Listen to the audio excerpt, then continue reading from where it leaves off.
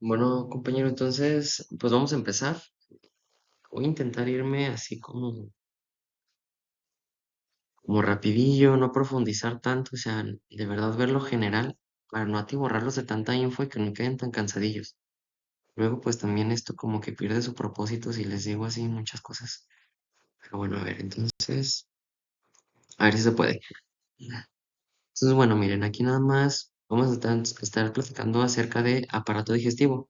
¿Se acuerdan cuando dijimos cuál era la diferencia de sistema digestivo? Bueno, de sistema y aparato, que decíamos que pues el sistema tenía en lo particular pues casi todos los tejidos como que se parecían, los mismos tipos de tejido conectivo, de epitelio, y que en el aparato, en los aparatos, pues sí se compartía tejido, pero eh, había otro tipo de tejido como especializado, o sea, el tejido no era similar en todo lo que compartía pues el aparato dicho. Por ejemplo, el aparato reproductor, ¿no? Tenemos algunas glándulas, tenemos otro tipo de tejidos y revestimiento, entonces pues va variando. Y aquí es lo mismo, en este aparato digestivo, pues vamos a tener algunas vísceras huecas, vamos a tener algunos órganos como el hígado, como el páncreas, que van a ser pues una función como glandular, van a ser glándulas exócrinas, que van a estar sacando componentes hacia afuera. Y pues tenemos todos estos conductos desde la boca, el esófago hasta pues los intestinos que meramente van a ser conductos que van a ir ahí manipulando el kilo, el quimo y el bolo alimenticio. Entonces, pues es un aparato en general que inicia desde los labios hasta el ano, ¿sí? Entonces, pues vamos a platicar de eso. Muy bien, chicos, entonces, a ver, déjenme hago esto más chiquito. Ahí ya no me estorba. Bueno, introducción general, el aparato digestivo, mi puntero. Mi apuntador más bien. El aparato digestivo es un conjunto de órganos huecos y macizos, pues puede ser el hígado, por ejemplo, que transforman los alimentos en moléculas más pequeñas, que son los nutrientes absorbibles por la sangre y la linfa para nutrir a todas las células del cuerpo. Vamos a dividirlo en dos grupos funcionales, en todo aquello que conforma el tubo digestivo y en las glándulas anexas. Que glándulas anexas puede ser el hígado, la vesícula biliar o las glándulas salivales, las glándulas gástricas. También aquí es importante que nosotros dividamos tubo digestivo alto o superior y tubo digestivo bajo o inferior. Que ahorita les voy a decir dónde está ese límite, que es al final del duodeno, en el ángulo de Treitz, donde inicia ya el yeyuno, que es todavía intestino delgado, pero pues ya sería de tubo digestivo. ¿Sí? Bueno, tenemos enfermedades de tubo digestivo alto y tenemos enfermedades de tubo digestivo bajo también. Entonces, pues en eso no nos metemos tanto, pero pues conocer esta división. Importante mencionarles que a lo largo de todo el tubo digestivo, pues vamos a estar teniendo cuatro capas, que es una capa serosa, que es la más externa, la que está recubriendo, la que tiene contacto con los otros tipos de órganos, la muscular, que en el tubo digestivo en general vamos a tener dos capitas, una circular que es interna, una longitudinal, que es externa, y únicamente en el estómago vamos a tener una capa muscular oblicua, que está entre ellas dos. Vamos a tener una capa submucosa que va a estar por dentro de la muscular y una capita mucosa, ¿sí? Que ahí vamos a tener esta capa mucosa, pues los plexos nerviosos de Auerbach, de Meissner, y pues también las células que prácticamente nos van a estar ayudando con la secreción del ácido clorhídrico, con la absorción de nutrientes como el complejo B, etcétera, etcétera. ¿De acuerdo?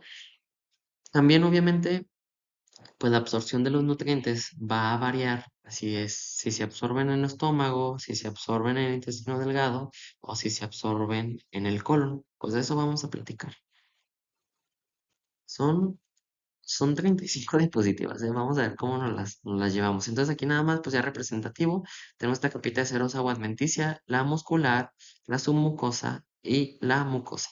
Pero aquí en la mucosa decíamos que vamos a tener el plexo de Meissner, que va a estar entre la submucosa y la mucosa. Bueno, va a estar en la mucosa, pero se puede encontrar también a la mitad de ambas. Y el plexo mientérico de Auerbach, que va a estar entre las dos capas musculares, que pues va a estar ayudando a coordinar el, los movimientos de peristalsis. Entonces, pues este se encuentra entonces entre las dos capas musculares que van a estar ayudando a la peristalsis, y estos plexos de Meissner van a estar en las mucosas que van a estar ayudando con la secreción, por ejemplo, de ácido clorhídrico. Son secreciones locales.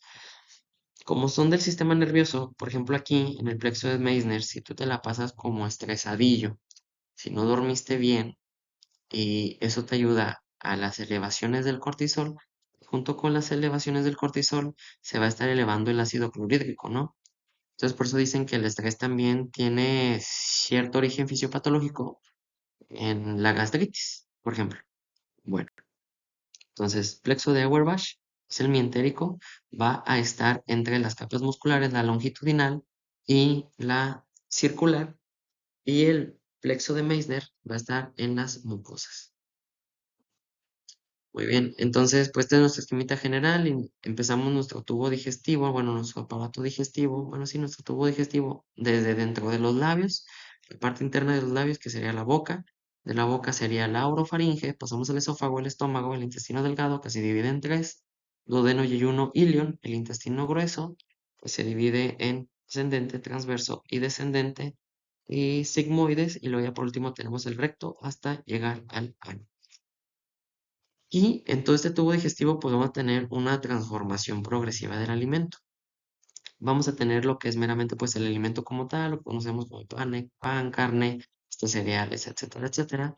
Y cuando nosotros ingerimos ese alimento, lo masticamos, lo salivamos y lo preparamos para deglutir, se le va a conocer como bolo alimenticio. Esta masa alimenticia, cuando se deglute y pase al estómago, y en el estómago se le empiezan a absorber las proteínas, se le empiezan a liberar los ácidos gástricos, el ácido clorhídrico, y este bolo, bueno, este quimo, más bien esta masa alimenticia que se está comenzando a digerir ahí en el estómago, y ya por la peristalsis que funciona como si tuviéramos una lavadora en nuestro estómago, ¿no? Que hace como un chaca chaca ahí para estar haciendo una propulsión de esta mala alimenticia, de esta masa alimenticia, cuando se combinan todos los ácidos y todas las enzimas digestivas, pues esta masa alimenticia, este bolo se transforma en un quimo, y es pues el quimo que tenemos ahí en el estómago. Cuando este quimo ya comienza a destruirse por estas enzimas, por este ácido clorhídrico que tenemos en nuestro estómago y pasa al intestino delgado, pues se transforma en kilo, en el kilo, sí, con Q. Y cuando pasa del intestino delgado hacia el intestino grueso y que se le comienza a absorber toda esa agua a ese kilo, que se le comienza a deshidratar a ese kilo, pues ya se transforman en heces fecales, ¿de acuerdo? Bueno, entonces podemos empezar con la boca, que pues nada más que la boca se delimita desde los labios y pues va a terminar en la orofaringe. Aquí pues para no entretenernos tanto, nada más mencionar pues que a los lados vamos a tener las mejillas, los carrillos, por debajo vamos a tener la lengua, hacia atrás vamos a tener las fauces, las fauces del orofaringe, va a estar también delimitada por los dientes a los alrededores en una C. Vamos a tener la lengua por debajo y por arriba estaría pues el paladar duro y el paladar blando. El paladar duro es el que está conformado por hueso, por los huesos maxilares y el etmoides, y el paladar blando sería pues la mucosa como tal de nuestra orofaringe y de nuestra mucosa nasal, pues. Paladar blando es lo que tenemos en sería pues en el tercio posterior. ¿De acuerdo? De los dientes, mencionarles que en el adulto vamos a tener 8 incisivos, ¿sí? 4 laterales, que estarían, perdón, 4 frontales, que serían, bueno, son incisivos, 2 centrales y 2 laterales, que son inferiores y superiores. 2 centrales y 2 laterales, que son inferiores y que son superiores. Vamos a tener a los caninos que van a estar 2, uno de cada lado inferior y uno de cada lado superior. Entonces son 4 caninos. Vamos a tener los premolares que van a ser 4 de cada lado, van a ser, perdón, dos de cada lado serían dos del lado izquierdo inferiores, dos del lado derecho inferiores, dos del lado derecho superior y dos del lado izquierdo superior. Entonces sería 2, 4, 6, 8. Los premolares, sí, que son los que están atrás de los caninos. Y detrás de ese vamos a tener a los molares, que serían 3 molares de cada lado. 3 molares del lado derecho inferior, 3 molares del lado izquierdo inferior e igual arriba, ¿no? 3 de izquierdo, 3 de derecho. Y aquí, pues las muelas del juicio serían los terceros molares, ¿va? Bueno, aquí las partes del diente, pues, esto no creo que se nos pregunte, entonces no nos detenemos tanto aquí, pues, nada más saber que se divide en una corona, un cuello y la raíz. Corona, cuello y raíz. El cuello es meramente una porción chiquitita que va a estar uniendo, pues, la parte visible del diente con la raíz, con lo que con lo que no estamos viendo. Que la raíz pues ya llevaría los vasos sanguíneos y llevaría las terminaciones nerviosas. Muy bien. Entonces aquí el paladar duro, que el paladar blando, pues esto ya el istmo de la boca, que sería la úvula, la orofaringe hacia atrás, la lengua, y este es el diente, ¿no? Esto sería la corona, esto que estoy delimitando aquí. Este de aquí sería el cuello, perdón, este de acá sería el cuello, esta partecita sería el cuello y ya esta parte sota de acá pues ya sería la raíz. Ya cuando estén llevando ahí ustedes anatomía pues van a ver qué es el esmalte, qué es la dentina, qué es la pulpa, qué es el cemento del diente. De momento pues en esto no nos detenemos tanto, que pues no se os va a preguntar, está muy muy muy específico. A lo mejor aquí que la dentina es lo que le da la rigidez, que la pulpa es donde tenemos ahora sí que nuestros vasos sanguíneos y la red nerviosa, y el cemento es lo que va a estar anclando nuestra raíz a, pues, la encía, meramente, ¿no? Nuestra raíz a la encía, los ligamentos periodontales. El esmalte, pues, que es lo más externo, que es de fosfato y carbonato de calcio, que es muy resistente. Y pues yo creo que ya.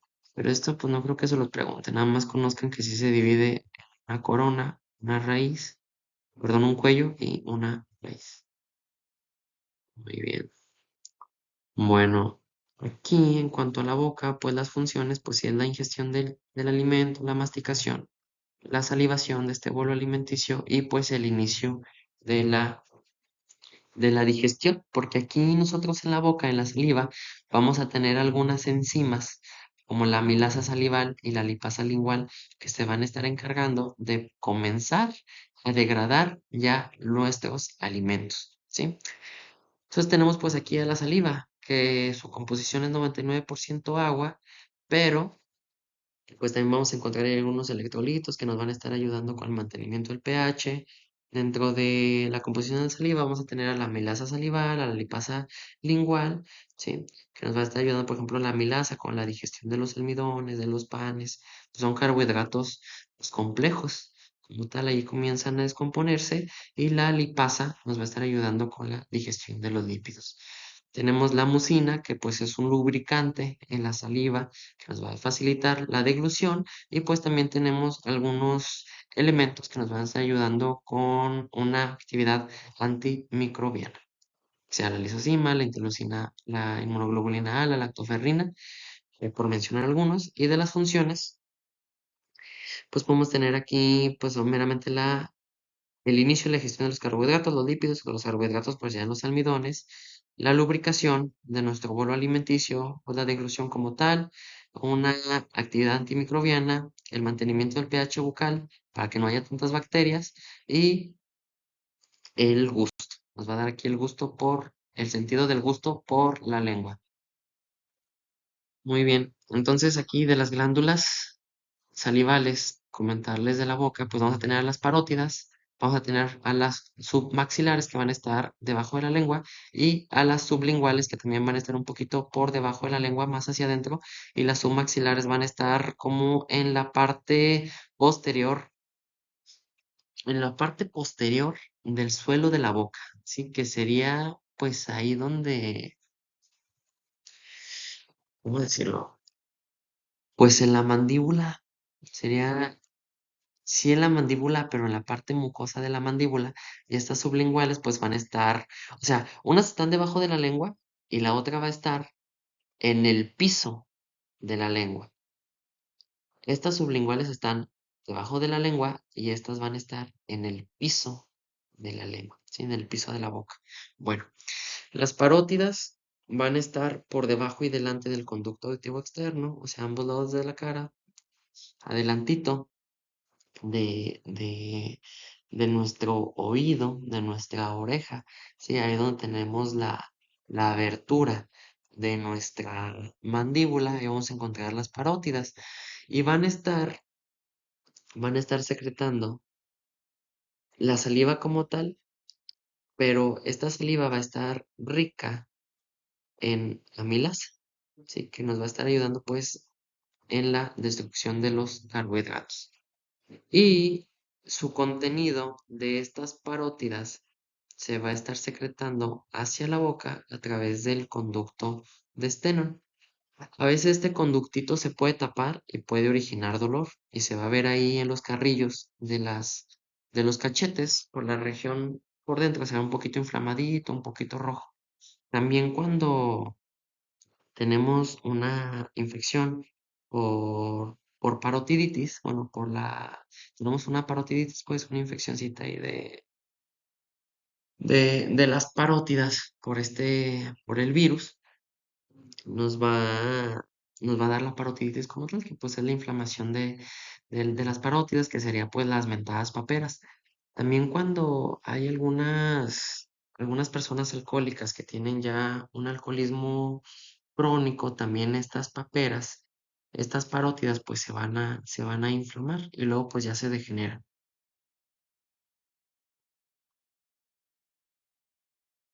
De las glándulas submaxilares, pues van a estar secretando su producto a través del conducto de Wharton y este pues meramente también va a ser una secreción serosa y pues de saliva meramente.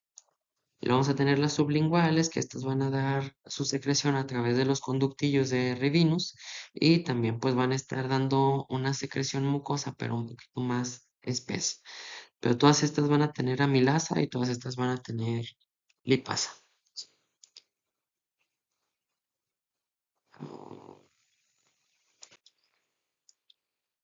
Y muevo esto para acá. No, pues no se ve.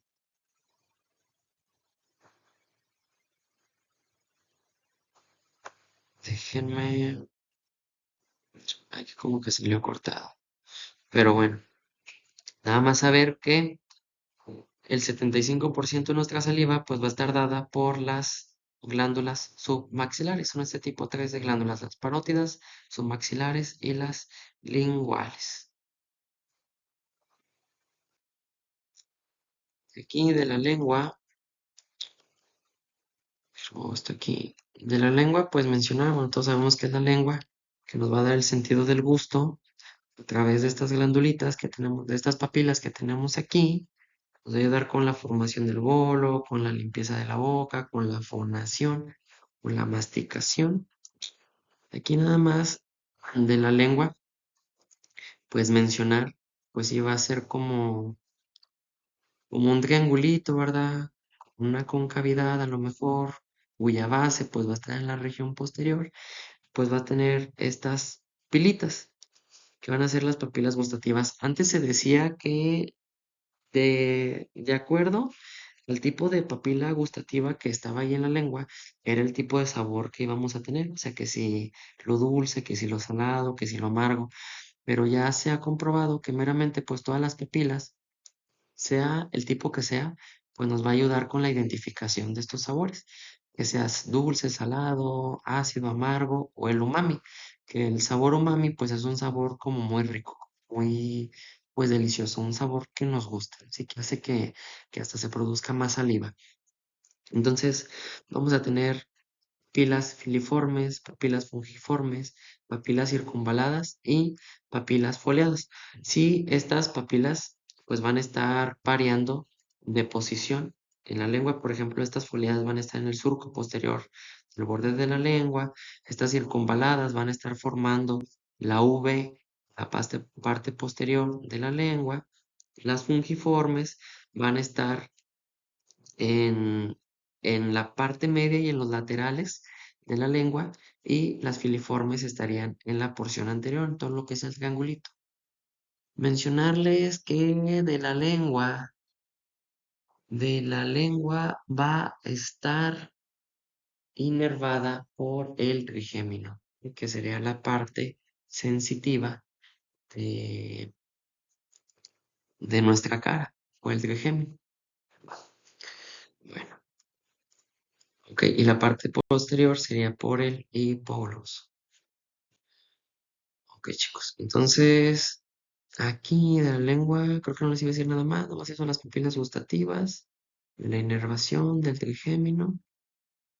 Ok, también creo que tiene una inervación del facial. Se lo checo, porque el motor es por el hipogloso y el motor es por el facial. La parte motora es por el facial y por el hipogloso. Y la parte sensitiva es por el trigémino.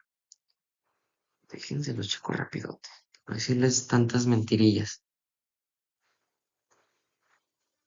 Sí, 2 tercios anteriores sería por el facial y el tercio posterior sería por el hipogloso.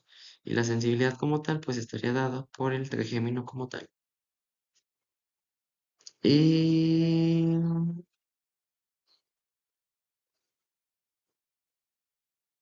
y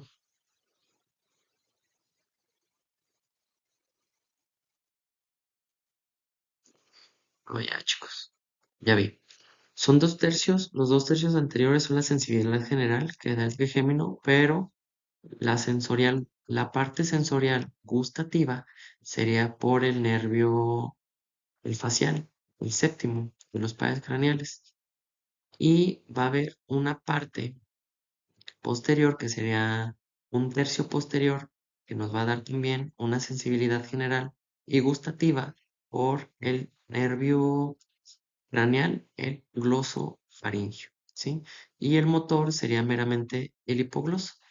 El hipogloso sería el que nos estaría ayudando a mover la lengua, ¿no?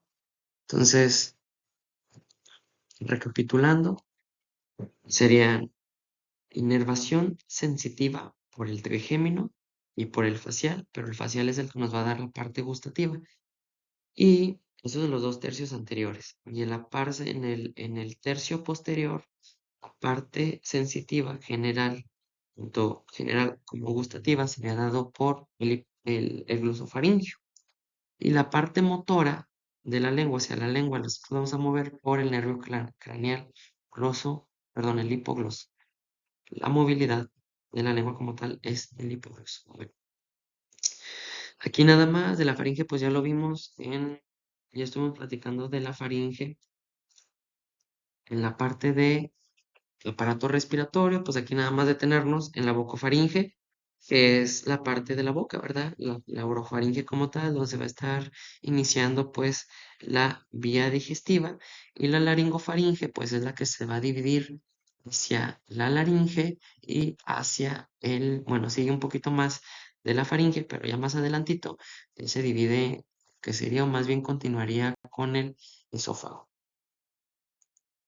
Aquí del esófago, pues es un conducto circular que tiene aproximadamente 2.5 centímetros de diámetro, va a medir 25 centímetros en su extensión hasta llegar al cardias, donde inicia el estómago, y se va a iniciar aproximadamente en la sexta vértebra cervical, que es a nivel donde tenemos pues el cricoides, ¿sí? Va a llegar hasta la 11ª eh, vértebra torácica y va a estar atravesando pues el músculo del diafragma para llegar hacia nuestro estómago, ¿de acuerdo? Entonces vamos a tener 3 porciones topográficas de este esófago, que sería el esófago cervical, el esófago torácico y el esófago abdominal. Va a tener estas 2 capas musculares que vamos a estar diciendo casi en todo nuestro sistema digestivo, pues sería, bueno, los aparatos digestivos que serían las longitudinales, externas, y las internas serían las fibras circulares, que pues van a hacer este movimiento de peristalsis cada 8, cada 10 segundos para hacer que nuestro bolo alimenticio pues esté avanzando. Vamos a tener aquí dos esfínteres. Vamos a tener el esfínter esofágico inferior, que sería el del cardias, y vamos a tener el esfínter esofágico superior, que sería el hipofaringio, ¿sí? Y estos esfínteres pues meramente se van a cerrar y se van a abrir cuando nosotros estemos comiendo, se van a abrir, y cuando estemos en reposo pues se van a cerrar para que no tenemos un reflujo gastroesofágico. Entonces estos esfínteres son como unas puertecitas de mucosa que se van a estar abriendo y se van a estar cerrando para que pase el alimento o que no pase. Este esfínter esofágico superior pues lo vamos a tener ahí donde termina nuestra faringe, donde inicia nuestro esófago, y el esfínter esofágico inferior vamos a tener donde termina el esófago y donde inicia el cardias, que sería la primera porción de nuestro estómago. Pues ya el peristaltismo van a ser movimientos longitudinales y circulares que van a estar haciendo que pues el bolo alimenticio esté avanzando a través de todo nuestro tubo digestivo. Y pues que van a ser ondas de 8 a 10 segundos, ¿sí? Cada 8 a 10 segundos se va a estar dando este peristaltismo. Ay, aquí no sé qué iba a poner, yo creo que fue un error. Ok, aquí nada más pues una representación del esfínter esofágico superior y el esfínter esofágico inferior, ¿sí? Dejemos que vamos a tener un esófago cervical, un esófago torácico y un esófago intraabdominal, que sería aquí, ¿verdad? Esófago intraabdominal. Aquí es importante. Mm, mm, que el tercio superior pues tenía control voluntario de la deglución, ¿sí? Y pues nada más. Bueno, el tercio inferior que ya es meramente músculo liso y todo lo demás es involuntario, inervado por el nervio vago, por el décimo. Bueno, la anatomía aquí de nuestro estómago, que es un órgano hueco en forma de bolsa alargada y unos 25 centímetros de longitud y 10 a 15 centímetros de diámetro transverso en el adulto. Pero obviamente pues va a variar el tamaño de nuestro estómago de acuerdo pues a nuestros hábitos alimenticios. Si solemos comer mucho o poquito, nuestro estómago se puede hacer más pequeño o se puede hacer más grande. Se sitúa en el epigastrio y parte de él también se sitúa en el hipocondrio izquierdo por debajo del hígado y del diafragma. Las partes anatómicas que vamos a identificar ahí en nuestro estómago sería el cardias, que sería la parte superior, que va a estar conectándose con el esófago. Sería el fundus, que se va a encontrar inmediatamente después del cardias y va a estar justo debajo del diafragma. Vamos a encontrar el cuerpo, que va a estar entre el fondo y el antro.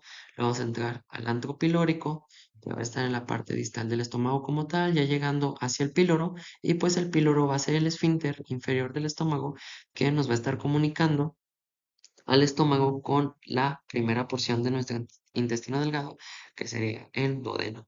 Entonces, no recuerdo si les puse una diapositiva, estaría así en nuestro estómago, se los voy a dibujar. Es así, ¿verdad? Aquí llegamos ya con el esófago. Aquí tendríamos nuestro esfínter esofágico inferior del cardias. Iniciaría aquí nuestra porcioncita del cardias. Esto es un pedacito aquí del cardias. Luego ya tenemos el fundus, que es como el fondo, ¿no? Tenemos el fundus, que sería más o menos esto. Luego pasamos el cuerpo como tal, de nuestro estómago, el cuerpo. Pasamos aquí nuestro antro pilórico, sería esto. Y pues aquí ya tenemos a nuestro píloro. Acá vamos a tener ya nuestro intestino delgado, que sería más o menos así. Ese sería nuestro intestino delgado, bueno, el duodeno, sí, porque pues son 6 metros casi de intestino delgado.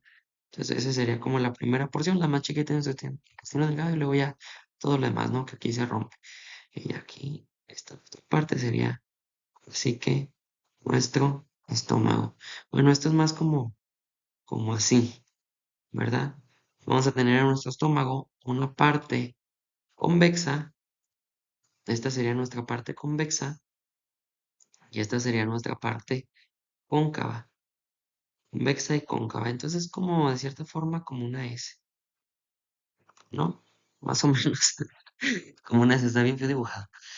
En cuanto a esto, fíjense que esta forma del estómago luego es importante, por ejemplo, cuando padecemos de reflujo gastroesofágico, porque si nosotros nos acostamos sobre nuestro lado izquierdo de nuestro estómago, todo el alimento se va a quedar aquí, en esta parte, cuando nos acostamos de nuestro lado derecho, perdón, de nuestro lado izquierdo, de nuestro lado izquierdo, ¿sí? Si nos acostamos del lado izquierdo, todo el alimento se mueve y se queda en esta parte.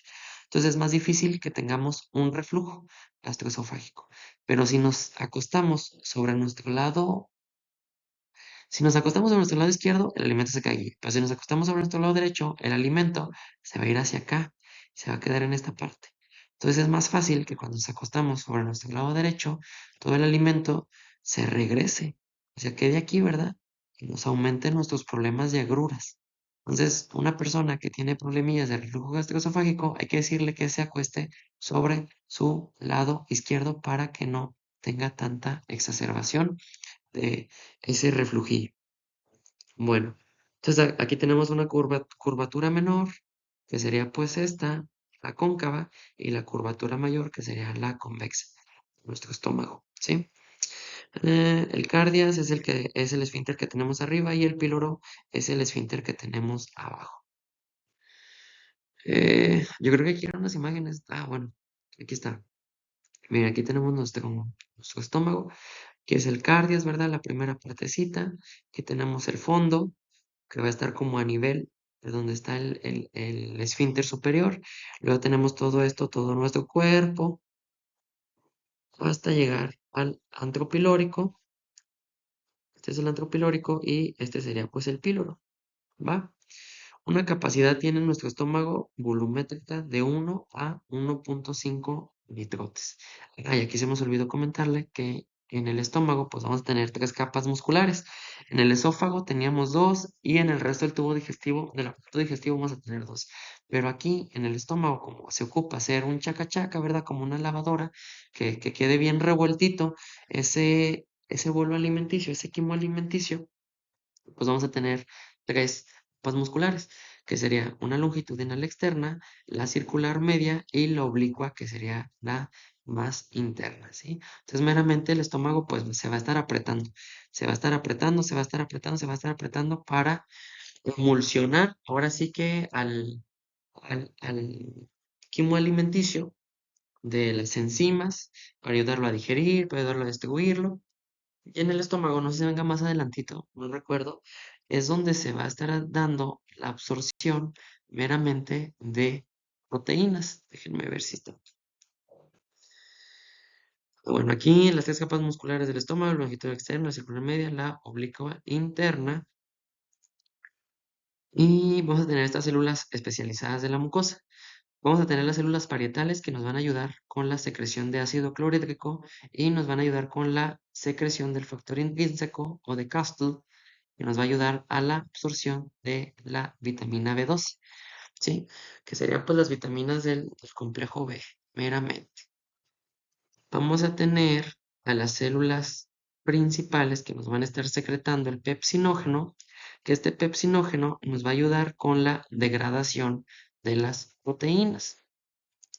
Vamos a tener a las células de la mucosa como tal, que nos van a estar secretando moco para lubricar, y bicarbonato, que de cierta forma nos va a estar ayudando a mantener pues un pH no tan ácido en nuestro estómago. Vamos a tener a las células G en el antro pilórico, que nos va a estar ayudando con la secreción de la gastrina, que va a tener pues una regulación sobre el ácido clorhídrico también, esta gastrina. Vamos a tener a las células D, que van a estar en el antro y el cuerpo de nuestro estómago, que nos va a estar liberando a la somatostatina. Van a estar casi hasta el final, para que cuando nosotros ya ha pasado ya todo el kilo alimenticio, cuando ya ha pasado, estas células se van a activar para comenzar a inhibir la secreción de ácido clorhídrico y pues para estar regulando el pH de nuestro estómago. Y por último, vamos a tener a las células enterocromafines que nos van a dar la liberación de histamina, pues ahí esta liberación de estamina nos va a estar produciendo mayor cantidad de ácido. Y pues este ácido tiene la función, obviamente, de digerir, de destruir el kilo alimenticio y pues bueno, meramente la degradación para que se puedan estar absorbiendo los nutrientes. Aquí les puse la ranitidina porque la ranitidina era un fármaco que inhibía a la histamina en general. Por eso la ranitidina luego se usaba contra la gastritis, ¿verdad? Cuando se dan problemas de gastritis, lo que hacía la ranitidina era inhibir la secreción de histamina. Y si no había secreción de histamina, pues teníamos una menor producción de ácido clorhídrico, ¿sí? Y pues si hay una menos secreción de ácido clorhídrico, pues vamos a tener menos malestares de la gastritis. Y ahorita la ranitidina, pues ya se sacó del mercado que porque atrofiaba ahí a nuestras células de la mucosa del, del estómago y que pues podía producirnos hasta cáncer, ¿sí? Hay un cáncer de la mucosa de nuestro estómago. Bueno, entonces se sacó del mercado la ranitidina, pero algunas veces sí se utiliza, como es un inhibidor de la histamina. Suele utilizar en inyecciones, por ejemplo, para alergias, que las alergias se dan a veces por la mediación de la histamina. Entonces, cuando tenemos ahí una alergia, pues a veces podemos inyectar ranitidina para que nos ayude con eso. Bueno, ya para no entretenerme tanto, continuamos aquí. Bueno, funciones del estómago, pues es almacenamiento del alimento, la mezcla y la trituración del quimo, ¿verdad? La digestión química y pues la absorción. Aquí meramente se va a absorber de forma limitada agua, alcohol, algunos fármacos y electrolitos. Aquí meramente lo que se absorbe más o lo que se destruye más serían las proteínas por la pepsina, ¿sí? Por las células que nos van a estar dando la producción del pepsinógeno.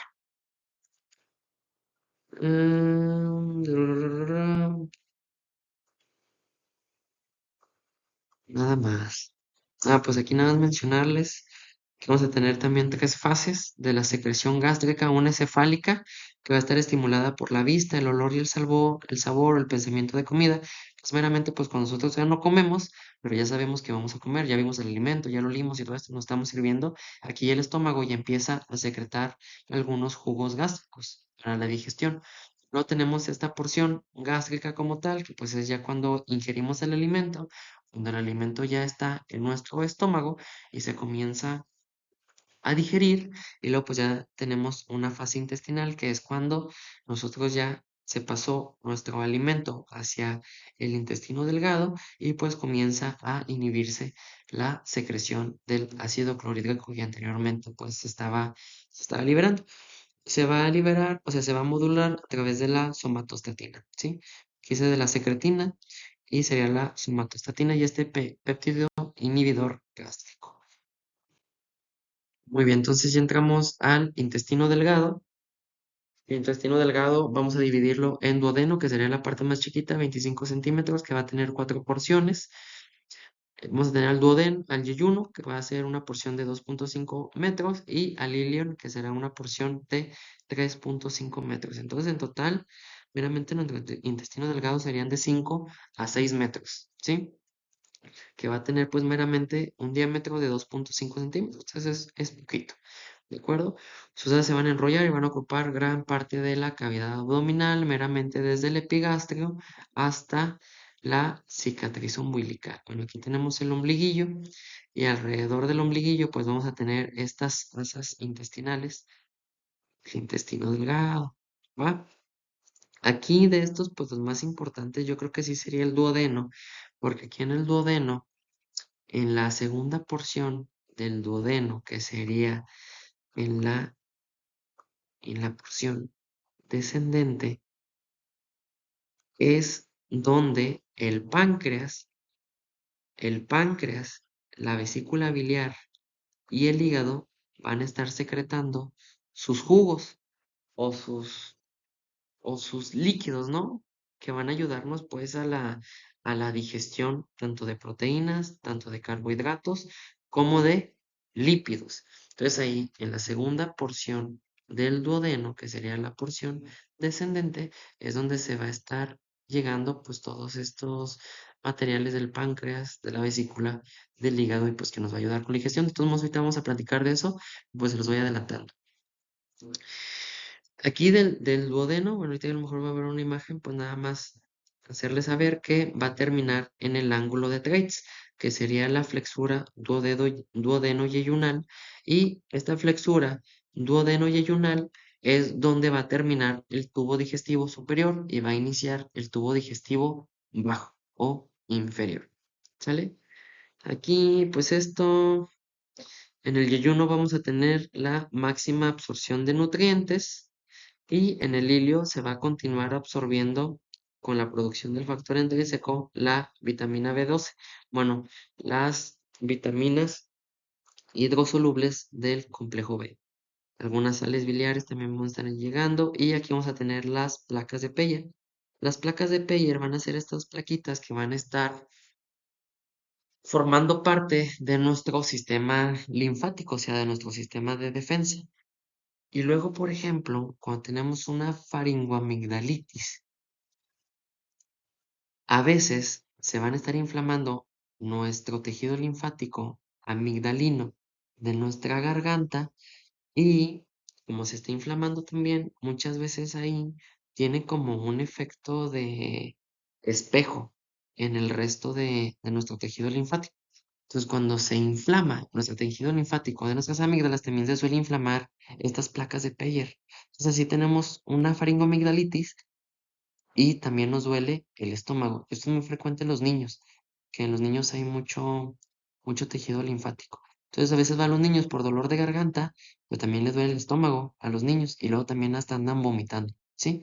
Y también, por ejemplo, cuando tenemos una gastroenteritis o una gastrocolitis, estas placas de Peyer también se inflaman, se destruyen y son los que nos dan también esa sensación de dolorcillo. Obviamente, pues se destruye también las células de la mucosa de nuestro estómago y también duelen, ¿verdad? Pero también estas placas de Peyer, luego cuando nos agarramos así el estómago, también nos suele doler. Bueno, aquí del intestino delgado, pues estos pliegues, pues no son importantes ahorita para el tema. Las vellosidades intestinales, pues sé que sí, van a ser súper chiquitas, van a ayudar para la absorción de los nutrientes. Mm, mm, mm, mm, mm. No, esto no, chicos. Aquí nada más, pues sí que tiene todo nuestro intestino delgado una absorción de 250 metros cuadrados, ¿sí? De pura absorción. Y esto ahorita se los voy a platicar. Y nada más, pues sí saber que en nuestro intestino delgado, pues se van a absorber los monosacáridos que ya se va a ir destruyendo, pues, por ejemplo, los almidones desde la boca, ¿verdad? Con la amilasa, se van a ir destruyendo, van a ir perdiendo complejidad hasta convertirse en disacáridos o monosacáridos. Va a haber absorción de glucosa, fructosa, aminoácidos, algunos ácidos grasos, vitaminas, ¿verdad? Estas serían las vitaminas, bueno, las A, que serían liposolubles, la C sería hidrosoluble, algunos minerales como el hierro, el calcio, el magnesio y agua y electrolitos, aunque pues la mayor parte del agua que se absorbe sería ya en el intestino grueso. Bueno, muy bien chicos, entonces aquí pues vamos a tener la primera parte del duodeno, ¿sí? Que dijimos que van a ser cuatro partecitas. Va a ser como una parte en forma de C que va a estar descansando ahí sobre la cabeza del páncreas. Vamos a tener aquí todo esto sería el yeyuno y luego hasta el final vamos a tener al ilion, ¿sí? Y aquí, miren, chéquense, este es el apéndice. Esa tripilla es el apéndice. Entonces lo que se nos anda inflamando, esa tripilla de 10 centímetros, es el apéndice. Bueno, entonces nada más mencionarles, no se los mencioné, el ilion va a terminar en la válvula iliocecal, que sería la valvulita que va a estar aquí, esta valvulita iliocecal que va a estar conectando al ilion con la parte ascendente de nuestro intestino grueso. ¿Va? Y pues estas son las vellosidades. Esta imagen que se ve aquí son las vellosidades de nuestro intestino delgado. ¿sí? Se fijan aquí, pues tenemos todos nuestros enterocitos, todas nuestras células de la mucosa, las criptas, las microvellosidades, que ya crean más de 600, que van a estar absorbiendo nuestros nutrientes y estos nutrientes pues van a estar pasando a la circulación, ¿va? Bueno. Esto pues. Muy bien, entonces ya pasamos al intestino grueso, que va a iniciar desde la válvula ileocecal, que es donde termina el ilion, hasta el ano. Va a tener una longitud aproximada de 1.5 a 2 metros y va a tener un diámetro mayor que el intestino delgado. Sí, pues es ahí meramente donde se van a formar las heces, donde el kilo alimenticio, va a estar pasando a través de todas estas austras, que son saculaciones divididas por estas bandas longitudinales, que serían las bandas cólicas o las tenias cólicas. Y pues este kilo va a estar pasando por ahí a través de la peristalsis y pues va a ir perdiendo agua, ¿sí?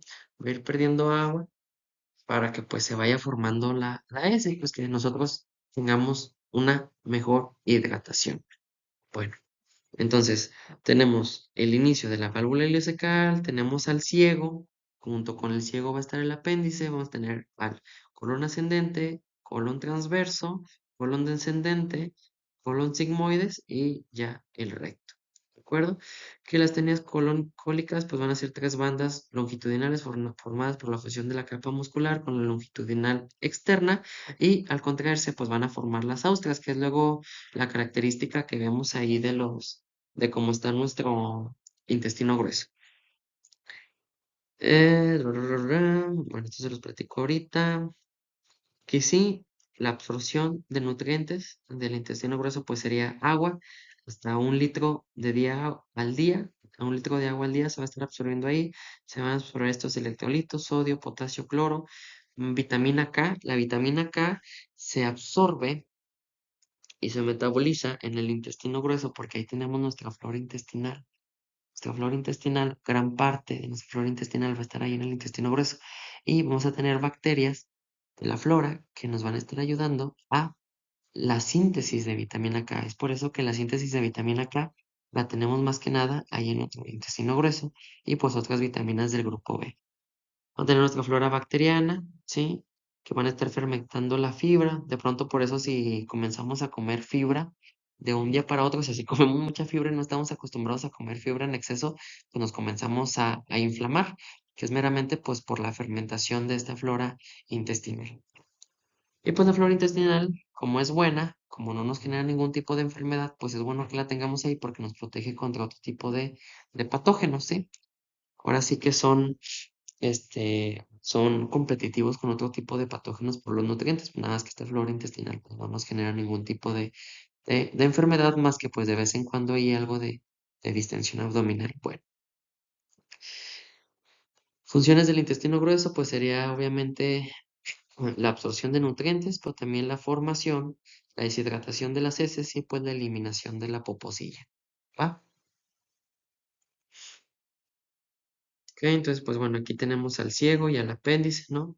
Aquí el apéndice, acá viene el ilion, tenemos el colon ascendente, aquí da vuelta en el ángulo hepático, tenemos al colon transverso, acá vamos a tener al, al ángulo pancreático o espleno pancreático, ¿sí? O al ángulo esplénico, más bien del vaso, pues, donde estaría dando vuelta nuestro colon transverso, sería el colon descendente. Este sería el colon descendente. Este es colon ascendente, viene aquí, aquí viene al revés. Este es colon ascendente, porque este sube, colon transverso y colon descendente. Este es el que abajo. Este sería colon ascendente. Y miren, esto que tienen aquí, estas son las austras. Estas son las austras, que es lo que va a estar llevando a nuestra poposilla hacia afuera. Y esto que divide a las austras son las tenias cólicas. Estas son las tenias cólicas, ¿sí?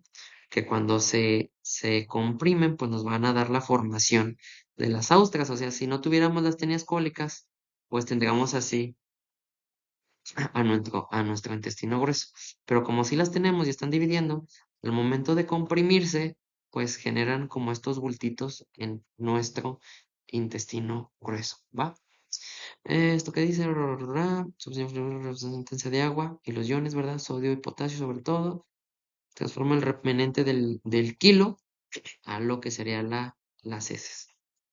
Bueno, y aquí pues nada más del apéndice mencionarles pues que tiene algunas funcioncillas sobre la flora intestinal, y aquí muchas veces cuando tenemos una infección o cuando tenemos una diarrea o cuando usamos algún tipo de antibiótico, nuestra flora intestinal comienza a repoblarse a través del apéndice.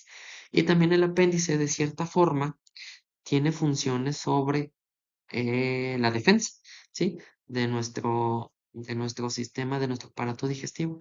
Nada más que lo malo es que cuando se tapa aquí, nuestro apéndice se tapa, se obstruye, pues se inflama y se infecta. Y luego ese apéndice de 10 centímetros luego nos anda provocando mucho malestar, mucho dolor, fiebre, incluso muchas veces también pues la perforación de nuestro tubo digestivo. Bueno. Pues ya pasamos al sigmoides. El sigmoides es el que sigue después de nuestro intestino grueso descendente. Pues el sigmoides va a tener forma de sigma, ¿verdad? De una S. Me salió muy fea. Así más o menos. Es nuestro sigmoides. Y pues meramente el sigmoides pues va a seguir el recto. Y del recto pues ya vamos a tener, sí. Que el sigmoides pues yo creo que nada que mencionarles. Que es un almacenamiento, sí, aquí va a ser, aquí es donde se van a almacenar temporalmente las heces, es donde se van a almacenar y van a comenzar a avanzar hacia el recto. Aquí en el recto, este recto es importante porque vamos a tener dos ampulitas o dos esfínteres, uno que es involuntario y otro que es voluntario. El involuntario, pues meramente eso no lo podemos controlar, el voluntario sí, ¿no? El involuntario, cuando se está llenando ahí el recto, de materia fecal o también el sigmoides, pues nos van a dar ganas de ir a hacer del baño. Y ya hasta que nosotros decidamos pues ir al baño, es que el último esfínter, que sería el voluntario, pues se va a abrir para la eliminación de las heces, ¿de acuerdo?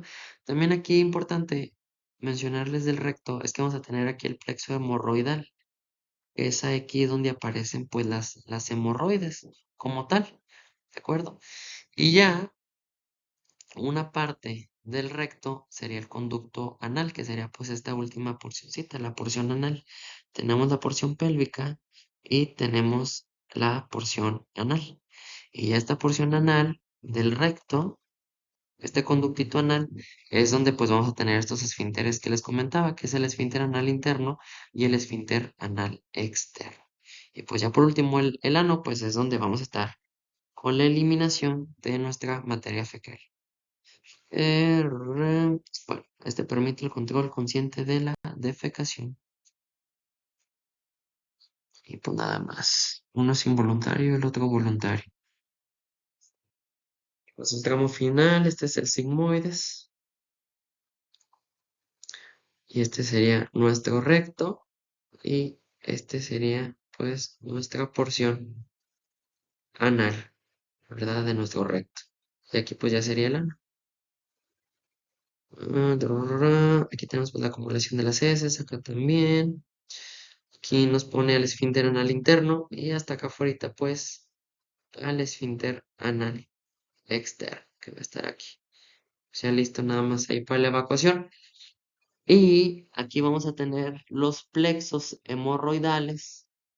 Estos son los plexos hemorroidales. Aquí también van a ver que cuando pues tenemos hemorroides, estos se van a inflamar y muchas veces esta venita, pues las hemorroides son venas, meramente, son venas inflamadas con estasis venosa, ¿sí?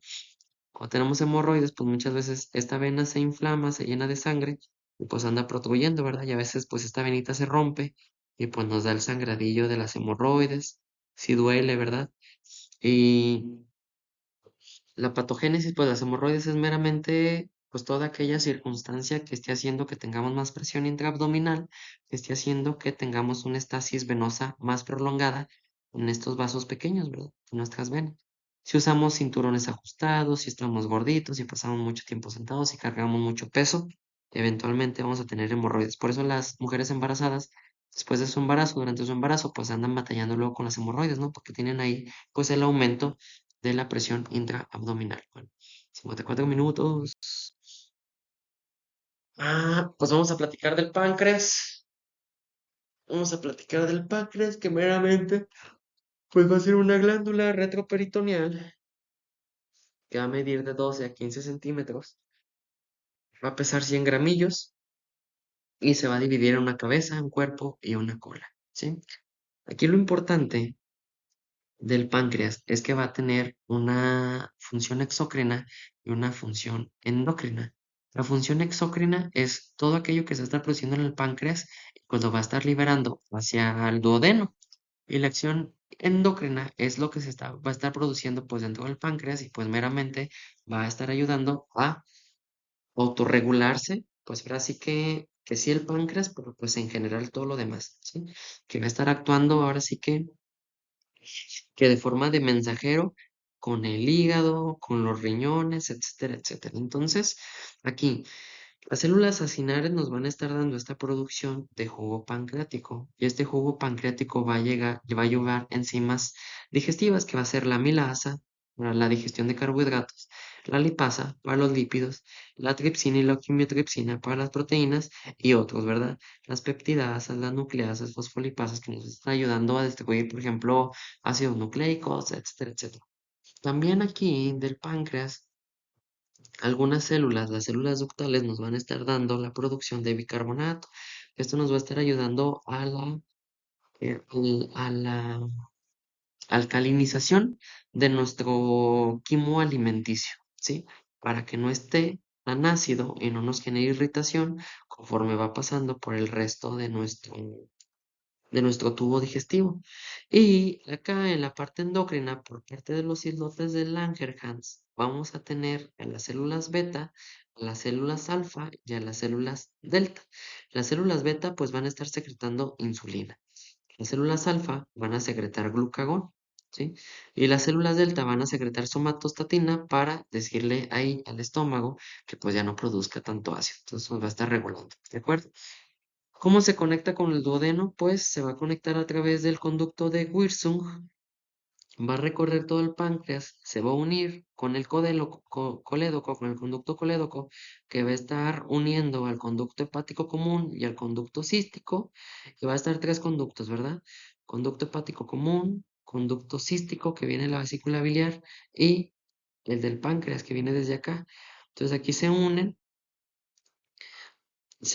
para llegar al esfínter de Oddi, al hoyito, en donde van a estar secretando sus jugos a la segunda porción del conducto, perdón, del duodeno, ¿sí?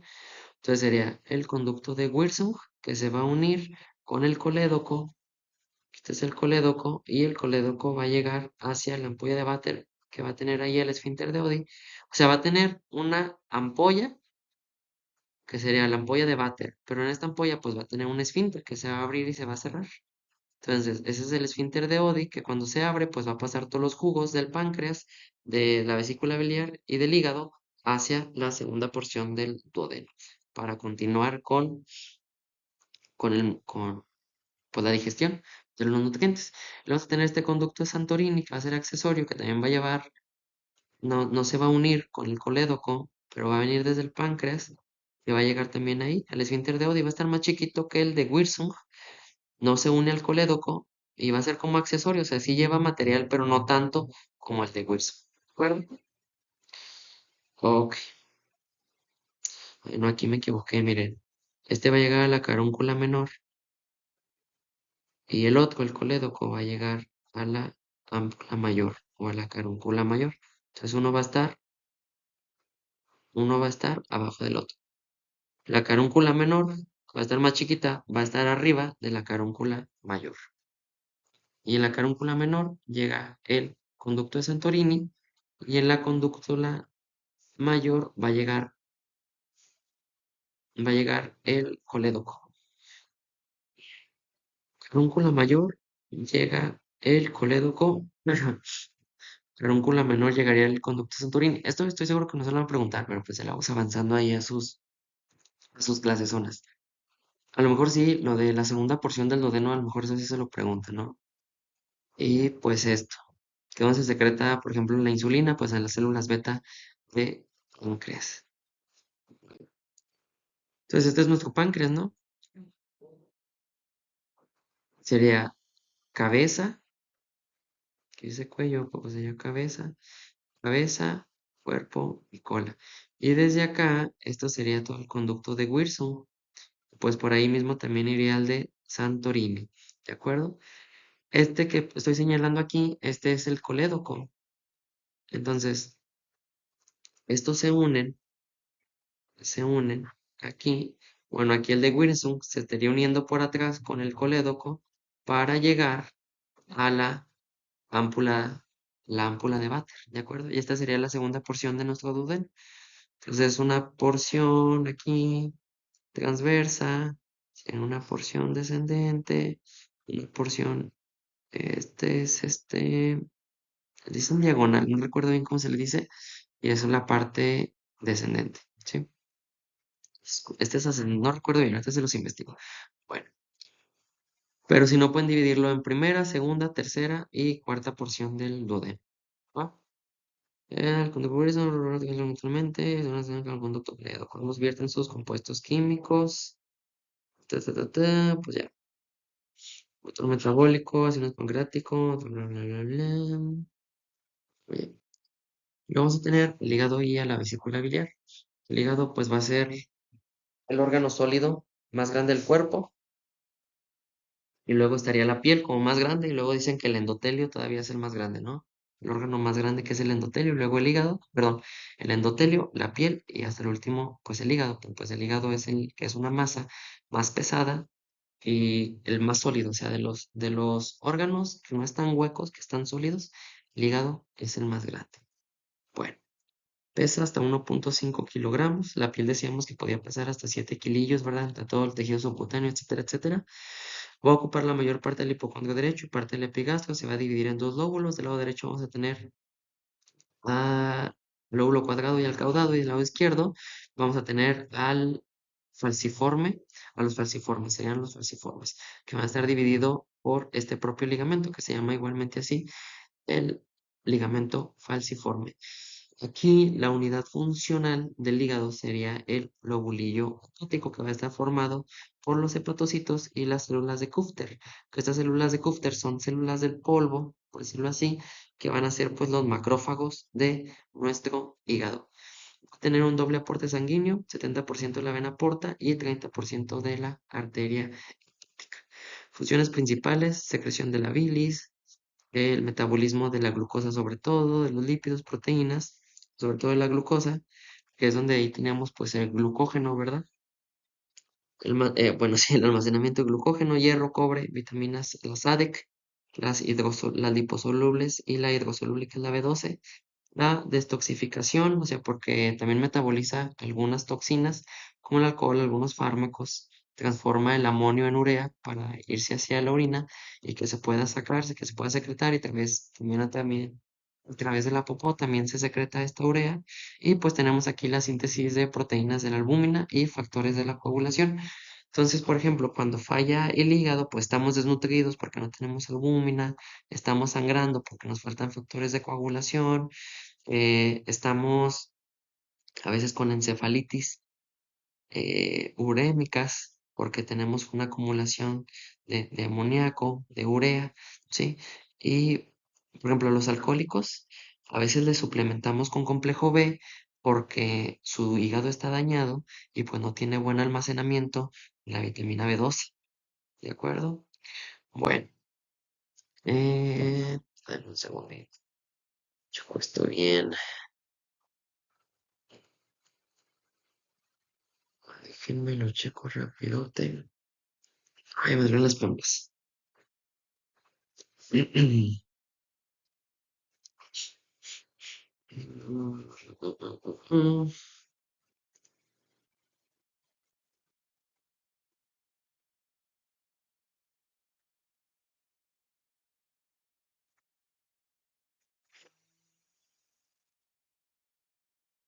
Ah, ya.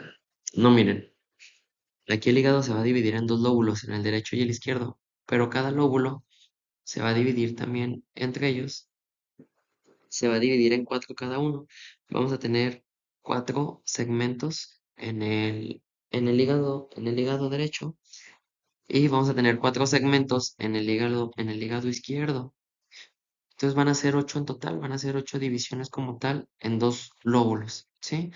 Y pues no es necesario que se lo aprendan. Y pues obviamente ahí cada segmento va a tener su nombre, que es segmento anterior derecho inferior, segmento posterior derecho inferior, segmento posterior derecho superior, etcétera, etcétera. Y de ahí de los importantes, pues a lo mejor nada más mencionarles el segmento uno que sería el lóbulo caudado, que es ahí donde va a estar llegando la, las ramas de la porta y la de la vena cava inferior, el lóbulo caudado. Y pues yo creo que de eso es como lo más importantillo. Y de todos modos, cuando estén en anatomía le profundizan más a eso. Bueno, en cuanto a la vesícula biliar, pues este es un saquito en forma de pera de 5 a 10 centímetros.